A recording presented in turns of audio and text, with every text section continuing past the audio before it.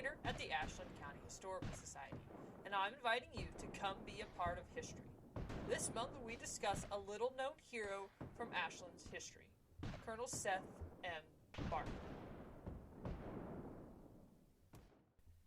If you are familiar with Ashland's involvement in the American Civil War, you probably know the names of Lauren Andrews, the first person from Ohio to volunteer for the war, Willard Slocum, Ashland's highest-ranking general, and Robert Smiley, Ashland's oldest Civil War veteran. But you might not have heard of Colonel Seth Morse Barber, a man of extraordinary character.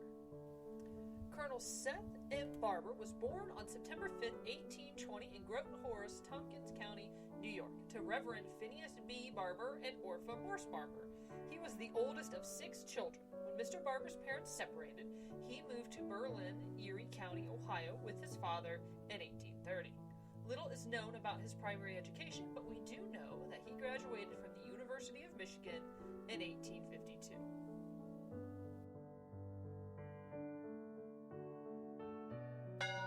Mr. Barber married Amanda Gardner of Huron County, Ohio on June 3, 1853. Together they had 7 children: William, Georges, Della, Charles, Phineas, Bertha, and Frank, all born in Ashland, Ohio. Mr. Barber taught at the Norwalk Seminary and served as a superintendent of Ashland Public Schools from 1852 until his enlistment in the American Civil War in 1861. On November 2, 1861, Colonel James Garfield and Captain Bushnell of the 42nd Ohio Volunteer Infantry came to town on a recruiting expedition and spoke at the courthouse. Seth M. Barber attended this speech and returned to the courthouse to enlist in the military the very next day. It is said that every boy in Ashland High School capable of carrying a gun followed the example of Mr. Barber and enlisted. It is reported that Mr. Barber did not return to the school, but rather devoted his energy to recruiting soldiers to fill the company. By the end of the month, he had succeeded. The company was at capacity with 100 men. He was made captain of Company H of the 42nd Ohio Volunteer Infantry, which was mostly made up of his Ashland students. Captain Barber led his students through the battles of Middle Creek, Chickasaw Bayou, Arkansas Post, Thompson's Hill, Raymond, Champions Hill, Big Black River, and the first assault on Vicksburg. During the second assault on Vicksburg, he received a gunshot wound that cost him his right leg. Because of his service at Vicksburg, he was promoted to major and later breveted lieutenant colonel. Colonel Barber was transferred to the 15th Veterans Reserve Corps, where he served in the Provost Marshal's office in Columbus and Cleveland. He was discharged on July 20th, 1866. He was the guardian and inspiration of his company, unusually conscientious, and an earnest, strong influence. Company H contained some of the best soldiers of the regiment and left a spotless record.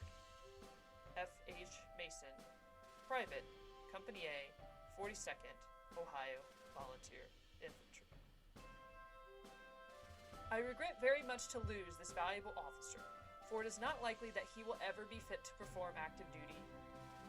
D.W. Lindsay, Colonel, 22nd Kentucky Infantry, commanding the 2nd Brigade. Despite the loss of one leg, Colonel Seth M. Barber returned to his position of Superintendent of Ashland Public Schools in 1867. He served in that role until 1872, serving a total of 14 years as Superintendent of Ashland Public Schools. From 1870 to 1877, he served as a U.S. pension agent in Cleveland, Ohio, where he issued over $5 million. He was also an active member of the Ashland Post of the Grand Army of the Republic, number 227. In 1877, he relocated with his family to a farm in Huron County, Ohio. Colonel Barber died on March 27, 1900, and is buried next to his wife, who died on July 6, 1912. They rest at Woodlawn Cemetery in Norwalk, Ohio. If you're a Civil War buff, be sure to check out our Civil War showcase on April 14th at the Freer Home, 1260 Center Street, from 4 to 7 p.m.